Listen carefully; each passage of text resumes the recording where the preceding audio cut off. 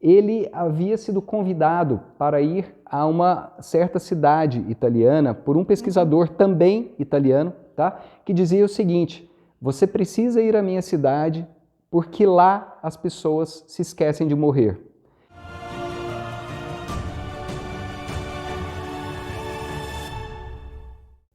Sejam muito bem-vindos ao Efeito La Capra, na série Dietas. Eu sou o Cristiano. Eu sou Giovana. E a gente leva conteúdo nutricional associado à neurociência. Hoje a gente vai falar sobre dieta mediterrânea. Dieta mediterrânea, eu creio que seja uma das dietas ditas como queridinhas por todos os autores científicos e pela maioria das pessoas, pelo menos que eu conheço, que fazem, que aplicam, a parte nutricional, tanto médicos, profissionais de saúde, nutricionistas, né? Qual que é a sua opinião? É isso mesmo, eu acho que ela é a vedete da vez aí, tendo passado por cima de tantas outras propostas, né, de dietas que foram aí ventiladas ao longo desses últimos anos, mas ela continua firme e forte desde meados de 1990 para frente, né? Sim. Vou dar uma perspectiva histórica do que é a dieta mediterrânea, né? Vamos lá. Alguns autores, principalmente o Dr. Ansel Keys, né, um grande pesquisador americano que cunhou, a princípio, né, o termo dieta mediterrânea, que alardeou para o mundo antes de muitos autores, né, pegarem também, tomarem para si esse nome, né? Ele havia sido convidado para ir a uma certa cidade italiana por um pesquisador também italiano, tá? Que dizia o seguinte: você precisa ir à minha cidade porque lá as pessoas se esquecem de morrer. E ele ficou com aquilo. Então essa é a perspectiva histórica, quer dizer, havia algumas populações na região ali do Mediterrâneo, né, em que a longevidade era muito grande. Né? E Ansel Keys já estava fazendo essa pesquisa, né? Estava fazendo bastante pesquisa sobre doenças cardiovasculares e ficou muito curioso com relação a essa colocação. E quando foi visitar o sul da Itália, realmente ele percebeu que ali havia uma coisa diferente. Né? O modo de vida e a alimentação das pessoas que moravam naquela região era bem diferente de outros locais e principalmente muito diferente do que se fazia na América, naquele tempo ali. E aí, depois de um certo tempo, ele também acabou se mudando para aquela área e implementando um centro de pesquisa no sul da Itália. E ele começou a dar uma verificada que havia um padrão de alimentação que vinha desde o sul da Espanha, passando pela França, Itália e Grécia. Havia um padrão alimentar que era rico em frutos do mar e peixes daquela região do Mediterrâneo, legumes e verduras frescas, alguns grãos e uma pouca quantidade de outros alimentos. E que ali naquela região realmente as pessoas viviam bem, com saúde, havia uma baixa densidade de doenças, uma baixa densidade, consequentemente, doenças do coração, né? E que as pessoas viviam bastante. E essa era uma perspectiva, naquele momento, né, de tentar elucidar a questão das doenças cardiovasculares que estavam ali em ascensão, buscando uma resposta, né, na nutrição, na alimentação, para poder auxiliar nessa questão. E concomitante a isso, outros pesquisadores começaram também a se interessar pelo tema, né, a buscar as informações, e o número de adeptos, né, da dieta do Mediterrâneo, que contempla essa parte de cima, né, do Mediterrâneo, os países de cima ali, especialmente mais para frente a Grécia e a Itália, quando duas pesquisadoras, né, abraçam a causa e vão adiante ali com as pesquisas sobre a alimentação dos seus países, e essa alimentação, esse modo, esse estilo de vida passa então a ter ali um olhar diferente da ciência. Eu acho que esse é um ponto-chave, né? Muito mais do que uma alimentação, né? A dieta mediterrânea ela tem que ser entendida como um modo de vida, né? Porque ela tem uma gama de fatores que pode estar influenciando, que com certeza influenciam nos fatores de saúde e doença daquela população ali, que algumas vezes não são exatamente reprodutíveis, né? A gente não consegue reproduzir isso em outros locais, né? Quer dizer, uma maneira de se viver daquela região, e essa maneira de viver tem uma maneira de se alimentar também.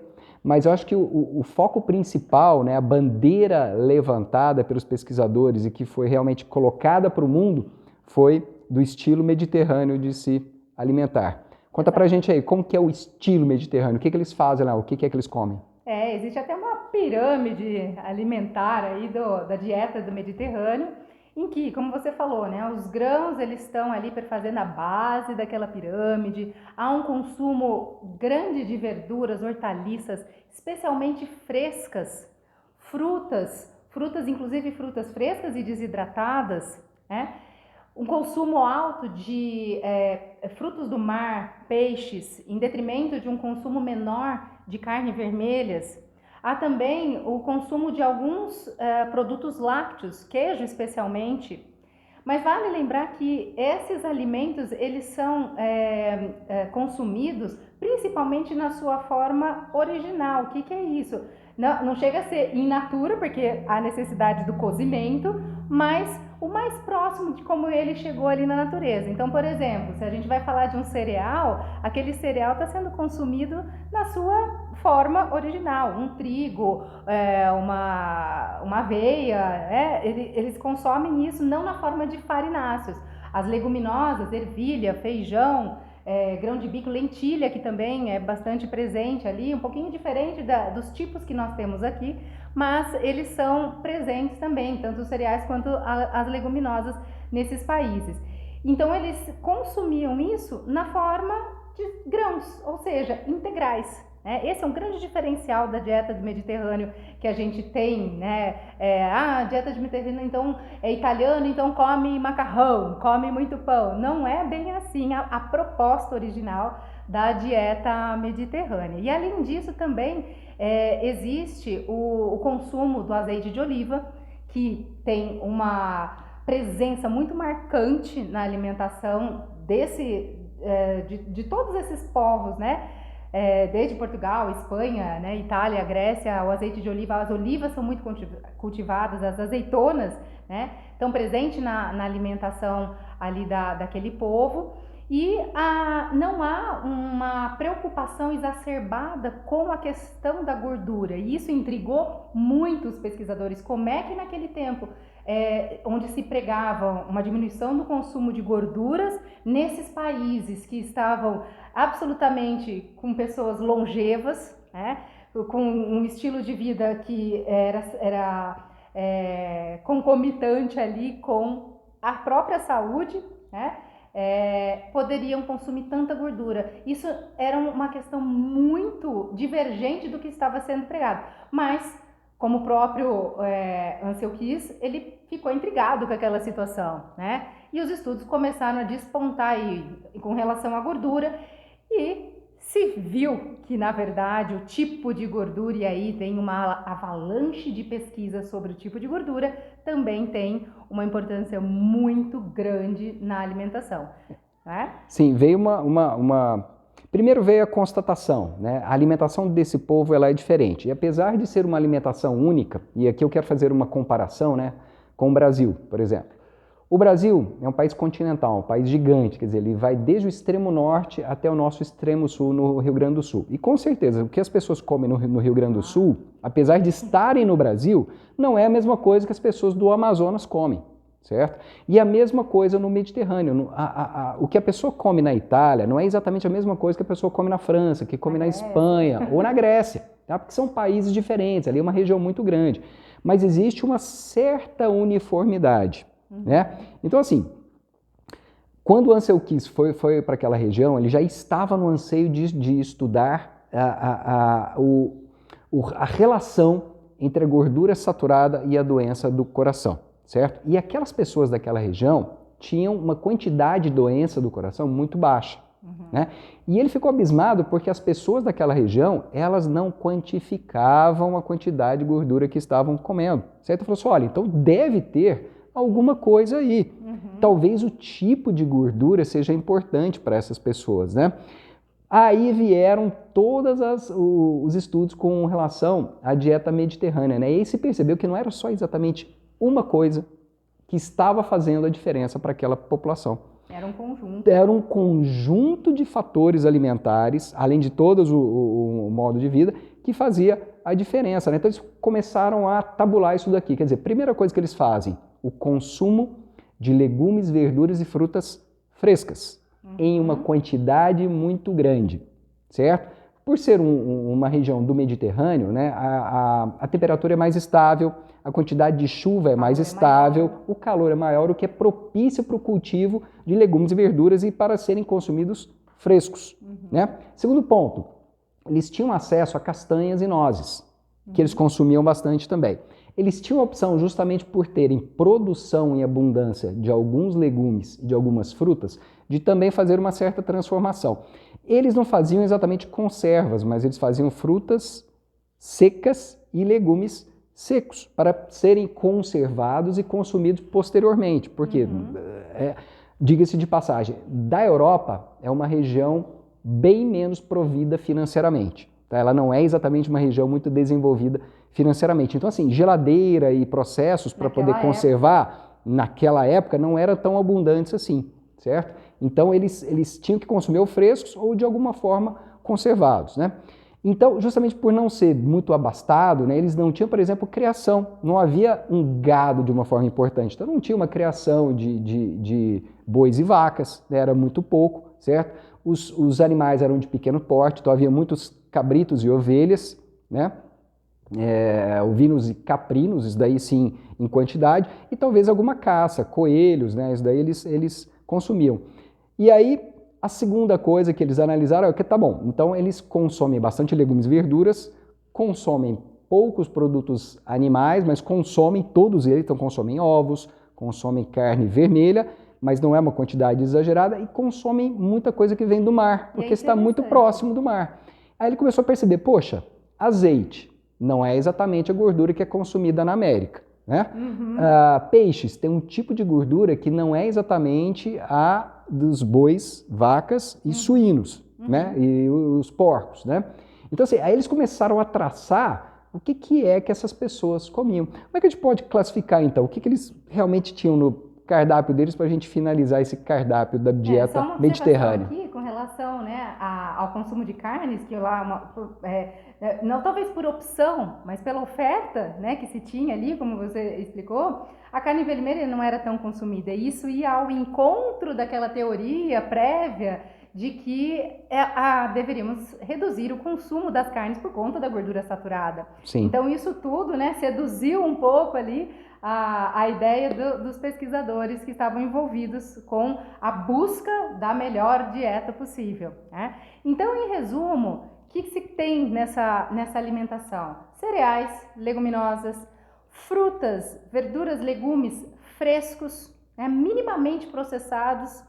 É só ali colocar um pouquinho de azeite na panela, num vapor, uma coisa assim, com pouco sal que eles colocavam, especialmente o sal, né, o sal grosso, o sal marinho que estava ali disponível para eles, uma abundância de azeite, os peixes, os crustáceos, né, em muita quantidade, quantidade um pouquinho menor, os derivados de leite, porque como vimos não era tão disponível assim, e um consumo reduzido das carnes vermelhas. Além disso, tinha-se pregava-se, né, nessa questão do estilo de vida a prática de atividade física, ser ativo. Essas pessoas elas eram naturalmente ativas pela quantidade de trabalho, inclusive trabalho braçal, que realizavam. E além disso, também fazia parte da cultura alimentar o consumo de vinho, especialmente o vinho tinto. E depois, com o passar do tempo, nós já estudando todo esse repertório alimentar que estaria envolvido, né, viu-se tudo que tem de bom nesses alimentos, além também das castanhas, né, das oleaginosas, que também fazia parte numa menor quantidade. Então não se consumia muito processados, não se consumia muitos alimentos muito elaborados, não se consumia muitas farinhas desses produtos como subprodutos da alimentação, era tudo muito mais natural, muito mais integral, né? E foi isso que encantou, na verdade, a pesquisa como um todo. E se a gente for analisar essa dieta, já dando aqui, né, um dos primeiros pontos de pós dessa alimentação, é o que a natureza nos oferece. Exatamente. E, assim, e tem um ponto legal dos legumes e verduras e frutas, né? Com relação aos legumes e verduras, né? O que realmente era consumido eram legumes e verduras com baixo teor de carboidrato. Eles consumiam batatas? Sim, mas eles não tinham em abundância. Eles tinham berinjela, tinham abobrinha, Tomate. pimenta, tomate, pimentão, né? Então, tudo isso são legumes e verduras, e algumas são classificadas como frutas, né? De baixo carboidrato. Então, é uma dieta que realmente era de baixo carboidrato. Se você for realmente levar ao pé da letra, ela tem um conteúdo reduzido. Mas eles não faziam isso propositalmente. Era natural. Certo? Quer dizer, era folhas. Folha tem muito alimentar. carboidrato? Não, não tem muito carboidrato na sua composição. Então, assim, fazer um controle de calorias, essas pessoas não faziam. Muito, muito pelo contrário. Vamos colocar aqui, vamos ambientar, né? Pessoas que moravam em um local que não era muito rico, que geralmente tinha um relevo muito acidentado, ou era montanha ou era mar, tá? Quer dizer, eles tinham que subir montanha para poder cuidar de uma criação, de ovelhas ou cabras, para plantar o que precisasse, para dar de comer para essa criação, certo? Então, assim, elas tinham que trabalhar bastante, tinham que andar bastante, Ser ativas, né? serem muito ativas, né? Não havia muitos recursos naturais, então árvores e outras fontes para poder fazer o seu trabalho, então tinha que buscar longe, tudo isso daí, né? Então, assim, pegando aí, legumes e verduras frescos, com baixo carboidrato, bastante azeite, né? Um pouco de lácteos que eles tiravam, certo? Algumas castanhas, né? Alguns grãos, poucos, que eram consumidos de forma integral, um pouco de carne vermelha, ovos quando conseguiam, e frutos do mar, principalmente peixe. Então essa seria a composição alimentar dessa população. Agora, tem um ponto, né, que você falou que é muito interessante, que é assim, depois que ela foi apresentada, nesse grosso que a gente colocou aqui, né, aí foram pegando ponto a ponto para poder ver o que é que realmente era, digamos assim, aquilo que vai salvar todo mundo, né? Aí, de repente, pegou-se o vinho. O vinho tem propriedades quase que sobrenaturais sobre a população. Ele é que é realmente o que traz a sobrevida dessa população, que leva eles além de 100 anos de idade, né? Aí pesquisou-se o vinho. Não, realmente é o azeite. Aí pesquisou-se o porquê que o azeite realmente melhora a sua saúde, né? Aí, de repente, não, são as especiarias, porque a comida mediterrânea, ela é muito saborosa, e ela é saborosa não só pela diversidade, porque eles temperam, eles colocam bastante tempero, então pimenta, orégano, manjericão, alho, então coloca tudo junto lá, quer dizer, fica uma comida extremamente saborosa, cheirosa. Aí viu-se, não, agora vamos pesquisar então as especiarias e temperos, porque tem que ter alguma coisa lá. E você sempre vai achar alguma coisa que realmente seja benéfico para a sua saúde, que pode ser um antioxidante, que pode ser um quelante de minerais, que pode ser uma gordura de altíssima qualidade, né? Que pode ser uma proteína de alta qualidade. Então você sempre vai achar em cada produto desses um produto que vai te trazer um benefício muito bom, que no conjunto dessa alimentação vai dar certo, mas talvez isoladamente ele não faça um efeito tão bom. E eu acho que essa deve ser a maneira que a gente deve encarar a dieta mediterrânea. O conjunto de fatores que faz com que ela realmente dê certo. É como uma filosofia de vida, não é? Concordo É um plenamente. estilo de vida, plenamente. É um modo de se alimentar, é um modo de se viver que permite que essas pessoas sejam longevas, né? Que as pessoas sejam... Lógico que isso mudou um pouquinho de 30, 40 anos para cá.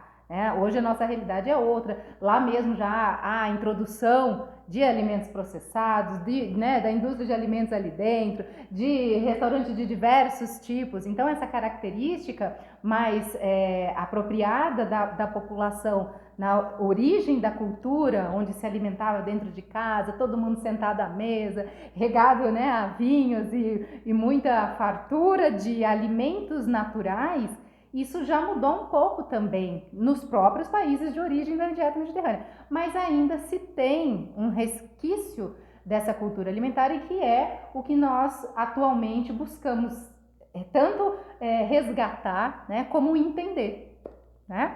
Sim, tem um fato interessante sobre a pesquisa do Dr. Ancel Keys que vai ao encontro disso tudo aí. Quando ele chegou lá, ele fez um levantamento populacional, uma pesquisa, né, mas era um levantamento populacional. E no levantamento da população daquela região que ele pesquisou, né, o interessante era que as pessoas que tinham uma situação financeira mais alta, melhor, né, tinham mais doenças do coração. E as pessoas que tinham uma situação financeira menor tinham menos doença do coração, quer dizer, eles tinham outras doenças, né? E aí depois ele ficou intrigado, disse, poxa, qual é a diferença? A diferença é, quem tinha dinheiro para comprar alguma coisa, poderia comprar coisas que vinham de fora. E as pessoas que não tinham tanto dinheiro tinham que consumir os produtos locais. E por incrível que pareça, o produto local tinha melhor qualidade do que o produto trazido de fora. Então, assim, possivelmente, né, essas pessoas mais abastadas, que tinham mais dinheiro, talvez elas comessem, por exemplo, mais farinhas, né? Então, elas podiam trazer farinha de fora. Por quê? O açúcar, né? O açúcar elas podiam trazer de fora, né? Coisas que as pessoas que não tinham tanto dinheiro tinham uma certa restrição. Eles tinham que consumir o que ele plantava no quintalzinho de casa, o que ele trocava com uma outra pessoa, quer dizer, trocava, sei lá, uma cabra por um mês de alface e tomate que o vizinho plantava, e assim ia, né? Então, assim, isso é uma coisa muito bacana, muito interessante. Finalizando aquele pensamento, eu creio que não existe um elemento único dessa dieta que realmente vai te salvar, mas é o conjunto de fatores, né? E que, se tiver que deixar uma mensagem com relação à dieta, seria o quanto mais natural, melhor dessa dieta, né? Vamos falar sobre os prós da dieta, então? O que você acha que seriam os prós? A gente já falou um monte de coisa aqui e as características, né? Já demos um spoiler aqui, mas seria o pró dessa dieta? O pró dessa dieta é trazer para o nosso dia a dia esses alimentos mais naturais, né? Minimamente processados e com alto valor nutricional. Esse é um grande pró dessa alimentação e é por isso que eu acredito que ainda seja a dieta que ainda esteja em maior evidência, né? Acho que não apareceu ainda nada muito mais interessante no sentido de trazer esse estilo de vida alimentar. Esse é um grande pró dessa alimentação. Se as pessoas que estão hoje lá se alimentando já com toda a influência do mundo moderno, né, elas serão longevas tal qual os seus antecessores, porque naquela época as pessoas longevas, elas nasceram por volta de 1800, 1900, Exato. Não é? Então agora a gente já está falando de um outro contexto, nós já estamos falando aqui das pessoas que nasceram ali em meados de 1950, 60, 70 e que hoje estão na meia idade. Será que elas vão viver tanto com a influência do mundo moderno como os seus antecessores? Então essa é uma questão. Se elas resgatarem talvez esse estilo de vida, há uma certa, né, tendência que isso dê certo. E outro aspecto importante que eu acho que é um grande pró, é que essa alimentação é extremamente fácil de se fazer. Hoje em dia, principalmente com um forno, uma frigideira, né, e boa vontade, a gente faz esses alimentos, porque eles são minimamente processados. É você jogar um azeite na panela, colocar ali uma verdura, dar uma abafada, pronto, você já tem uma verdura pronta. É um pescado minimamente processado, também chapeado ali naquela frigideira. Então, ou seja, é uma alimentação fácil de se fazer, não tem grandes elaborações, né? Então, isso eu acho que é um dos dois, né, aspectos que contam a favor dessa alimentação. Eu vou adicionar algumas coisas aqui. É uma dieta que já tem uma gama de pesquisas muito grande, então ela já é extremamente pesquisada, e ela tem realmente vantagem sobre outros estilos alimentares ao redor do mundo, né? Ela tem como base a população que está lá naquela região, que tem uma baixa incidência de doenças que outras populações têm atualmente, né? Elas não têm, e elas vivem bastante. Quer dizer, quem não quer isso daí? Ter saúde e ter saúde por um longo tempo, né? Então, assim, é uma coisa para a gente realmente prestar atenção, né? E isso é um pró muito importante, né? O segundo pró, a segunda vantagem que eu acho dessa dieta é o seguinte: ela cristalizou, ela realmente formatou aquela nossa ideia de quanto mais colorido o prato, melhor. Por quê? Você traz a natureza para o seu prato, você deixa ele colorido, principalmente de legumes, verduras e frutas, tá? E isso faz com que você tenha o mínimo de problema possível. Você tem Quer dizer, gama de nutrientes. Gama de nutrientes, todos misturados ali, certo? que pode ser extremamente saboroso, você pode dar o sabor que você quiser para aquele negócio ali. E uma terceira coisa, né? Ela a princípio, ela não é restritiva, certo? Você tem a opção de fazer uma alimentação melhor, desde que você respeite o que realmente se fazia naquele momento histórico e naquela região ali. Quer dizer, olha, então quer dizer que farinha de trigo pode? Então eu vou comer todos os dias. Bom, então não é muito bem assim que eles faziam. Eles não comem macarrão todos os dias porque macarrão para eles era caro. Tá? Então, eles comiam algumas vezes somente, né? Eram mais legumes, verduras, frutas, pescados, peixe, azeite, um pouco de queijo e um pouco de ovo. E tá bom, tá tudo bem, é isso daí, certo? Esse é, digamos, o meu arroz com feijão de todos os dias aqui. O arroz certo? Brasileiro. Então seria mais ou menos isso daí, né? Então, assim, essas eu acho que são vantagens que deixam ela num patamar muito bom ali com relação às dietas, e realmente ela é uma das queridinhas, tanto dos pesquisadores quanto das pessoas. Por quê? Extremamente aromática, extremamente saborosa, prática de se fazer, né? E tem uma execução muito imediata. Né? Existe algum contra dessa alimentação, desse tipo de alimentação? Eu consigo pensar em algumas coisas que não são exatamente uma vantagem para ela. Contra, eu acho difícil a gente falar dessa dieta. Mas, por exemplo, com relação a legumes e verduras frescos, pode ser que você tenha uma certa dificuldade na aquisição de legumes, verduras e frutas frescos e, mais ainda, de manter os legumes e verduras frescos no nosso dia a dia de hoje. Né? Então, pode ser que você tenha uma certa dificuldade para poder fazer essa dieta acontecer com relação a isso. Né? Às vezes, produtos conservados ou congelados vão ter que entrar na sua dieta. Por exemplo, quem é que tem acesso a peixes, né, frescos todos os dias? É uma coisa um pouco mais complicada. Você pode ter acesso? Pode, mas é uma coisa um pouco mais complicada. Quem mora mais, né, na orla ali. Exatamente. Quem mora perto do mar, quem mora no interior, talvez tenha facilidade. Quem mora longe do mar vai ter mais dificuldade para ter um pescado fresco. Né? Mas isso eu acho que não seria exatamente um demérito dessa dieta. Né? Por quê? Veja bem, o congelamento, por exemplo, para o peixe, para os pescados, faz com que ele perca alguma coisa, mas ele não vai perder muito, certo? E você vai continuar comendo peixe. Tá? Então eu acho que sim. Por exemplo, algumas verduras, se o congelamento for benéfico para ela, ela não vai perder muito. Certo? Então, se você puder comer fresco, ótimo, mas se for congelado também, eu não vejo tanta perda assim. É um contra? Porque eu não vou conseguir manter ele fresco, então eu vou ter ele congelado. Exatamente, né? Eu vou ter ele congelado, mas de qualquer forma eu vou ter ele ali. Né? Então eu acho que esse seria um contra relativo, mas é um contra com relação a essa dieta aí. É uma dieta cara? Então, aí há controvérsias, não é? Se a gente for pensar, por exemplo, que o azeite é um produto que tem um valor de talvez aí um pouco mais elevado, embora já esteja bem disponível para a população, mas um azeite de qualidade, um azeite extra virgem, com um grau de acidez mais baixo, talvez ele tenha um custo mais elevado e não seja tão acessível assim. Mas a gente tem algumas possibilidades e também a gente não precisa ter o azeite como o ator principal daquela alimentação. E ele não é. Não é? Porque é o conjunto de tudo que vai contar. Então, assim, se é uma alimentação de alto valor, se a gente pensar, castanhas têm um valor elevado. Mas e as frutas, as hortaliças, as verduras? Que essa né, o grande propósito dessa alimentação? Aí não, né? Então, o quanto que cabe no bolso de cada um é também um fator relevante. Os pescados também não necessariamente são baratos. Né? Isso depende muito da região onde você vive. Pode ser que ele seja um pouco mais barato, pode ser que não.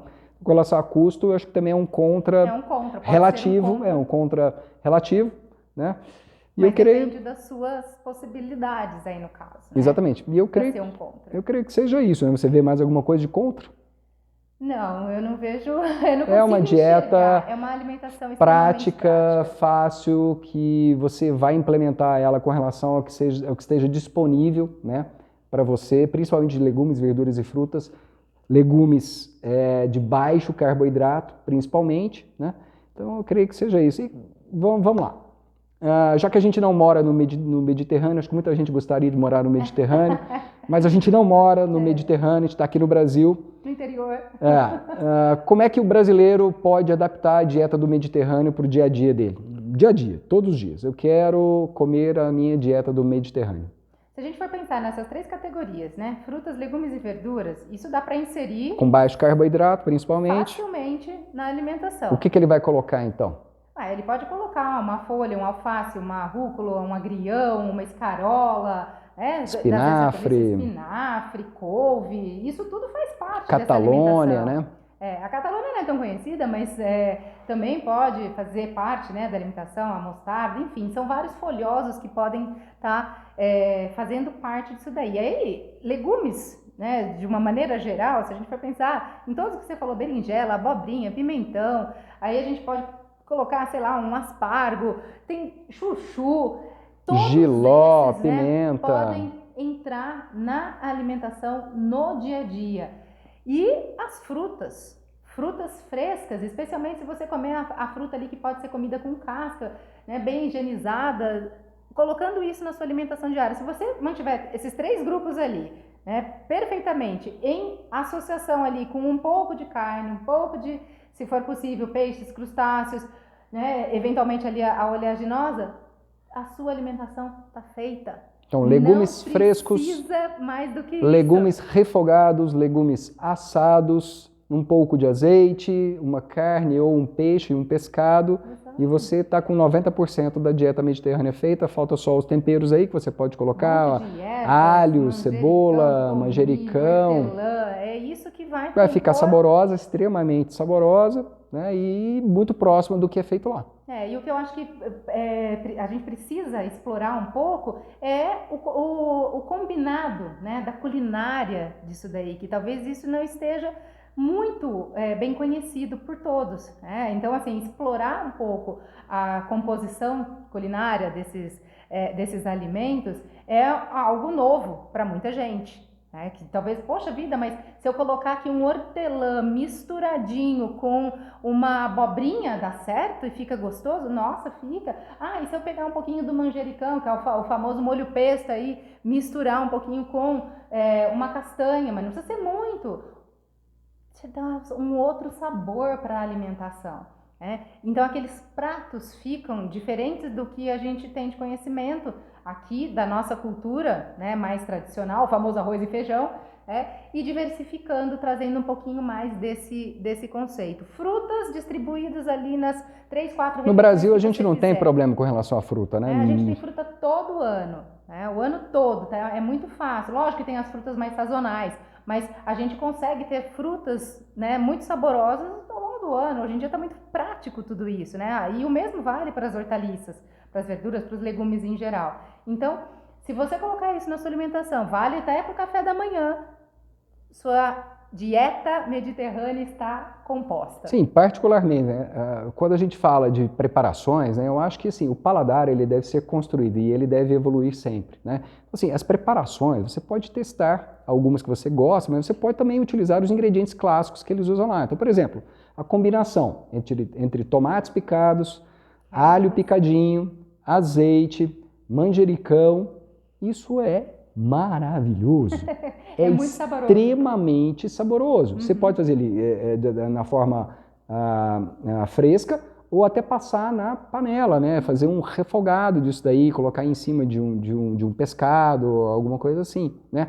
Ou a famosa brusqueta, né? Um pedaço de pão, por exemplo, um café da manhã, um pedaço de pão, um pouco de queijo, certo? Tomate com alho e azeite e manjericão. Quer dizer, um café da manhã estou até salivando aqui, extremamente saboroso. Né? Mas podem pensar assim, credo, Cristiano, mas alho no café da manhã? Olha, com relação a isso, eu acho que a gente ainda tem muito a percorrer. Eu acho que ainda existe uma grande resistência cultural, né, e crenças alimentares na cabeça das pessoas de que a gente não pode fazer tal coisa em tal horário. Credo, mas você vai comer isso de café da manhã? Então é tirar um pouquinho esse conceito do beabá de se alimentar de uma determinada forma e abrir um pouco a mente para aquilo que pode se tornar extremamente saboroso, saudável e que vai ao encontro da sua saúde. Tem um ponto aí, né, que assim, aquilo é proibido até o momento em que alguém faz. Então assim, a partir do momento que você executar isso, certo? Você testar e ver que é bom, que é gostoso e que aquilo te faz bem, você realmente vai começar a entender melhor e a fazer aquilo para você, né? E você vai se despir desse pré-conceito de que realmente o café da manhã tem que ser pão, manteiga ou margarina, café e leite, né? Que é um café da manhã, digamos assim, com uma quantidade de caloria alta, mas uma nutrição muito baixa, né? E assim, só para lembrar, naquela região as pessoas tomam café, tá? Elas tomam café, mas não é exatamente o nosso café, certo? Elas fazem a infusão de café, elas tomam café e provavelmente tomam de manhã também, mas não é exatamente como a gente faz aqui, né? Então assim, vamos despir do preconceito e vamos tentar coisa nova, porque isso vai fazer muito bem, vai fazer muito melhor do que a gente faz hoje, né? Muito bem. Em resumo, essa alimentação está aprovada? Extremamente aprovada. Por mim, ela é super. Eu acho que vale muito a pena as pessoas testarem, né? Eu creio que vai ser aprovado pela maioria das pessoas. Por quê? Primeiro, extremamente saborosa. Ela é prática, ela é fácil de ser feita e o paladar dela é maravilhoso. Tá? A gente pode quebrar um pouquinho esse tabu de que ela é cara, né? A gente pode sair um pouquinho desse preconceito de que é uma alimentação onde é muito dispendiosa, em termos econômicos, e sair um pouquinho desse contexto aí de que ela é cara, trazendo os alimentos que são mais baratos e fazendo da mesma forma. Acho que esse ponto é importante, sim. Algumas pessoas, né, utilizam desse argumento para poder falar assim, é muito caro, então não vou fazer, certo? Mas na verdade não é, né? Quer dizer, eu faço se realmente eu quiser implementar aquilo, eu vou implementar da melhor maneira possível com os produtos mais baratos. Lembrando que o consumo dos alimentos mais caros, vamos pegar aqui, especialmente as oleaginosas e o azeite, ele não é para ser feito em demasia. A gente não deve comer meio quilo de castanha por dia. Não, 2, 3, 4, 5 castanhinhas ali por dia, se for, né, se couber, né, nesse contexto, já é o suficiente, é o que acompanha a alimentação dele. Ela entra na composição ali, até para dar uma crocância, né, nos alimentos, sabor e tudo mais. Então, esse é um preconceito a ser vencido. Então, no nosso ponto de vista, essa alimentação, ela tem a nossa chancela de aprovação, porque ela traduz muito daquilo que a gente prega, que é comer essa alimentação mais próxima da natureza, minimamente processada e com um estilo de vida que vá ao encontro da sua saúde e de uma vida mais longeva. Muito bom, vamos encerrar por aqui. Então, desejando uma longevidade para todos, para mim e para você também. Esse é o Efeito La Capra. Muito bem, a gente leva conteúdo nutricional associado à neurociência. Eu sou o Cristiano. Eu sou a Giovana. A gente encerra por aqui na série de dietas. Hoje, dieta do Mediterrâneo. Um abraço, pessoal. Tchau, tchau.